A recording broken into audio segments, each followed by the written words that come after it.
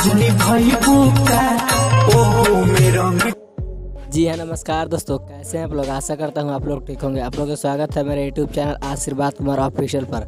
अगर आप लोग मेरे चैनल पर नए हैं तो मेरे चैनल को सब्सक्राइब करें और रमेश रसमेजी को चाहते हैं तो इस वीडियो को दिल से लाइक ज़रूर करें। तो बिना समय लेते हुए इस वीडियो को स्टार्ट कर देते हैं। और आप लोग को बता दूँ कि रमेश रसमेजी का बहुत ही हाई लेवल का वीडियो सॉन्ग शूटिंग हो रहा है पटना में। वह कौन सा सॉन्ग है आप लोग को बता दूं कि इस सॉन्ग का टाइटल है साली के फर्ज निभाइबू का। इस सॉन्ग आया था 2-3 दिन पहले। इस सॉन्ग को पटना में शूटिंग हो रहा है वीडियो सॉन्ग। यह सॉन्ग 2 से 3 दिन के अंदर आ जाएगा। अगर आप लोग रमेश रसमेजी को चाहते हैं तो इस वीडियो को ज़्यादा से ज़्यादा शेयर करें और मेरे चैनल पर नए तो मेरे चैनल को भी सब्सक्राइब जरूर करें। तो कैसा लगा है वीडियो कमेंट करके ज़रूर बताएं।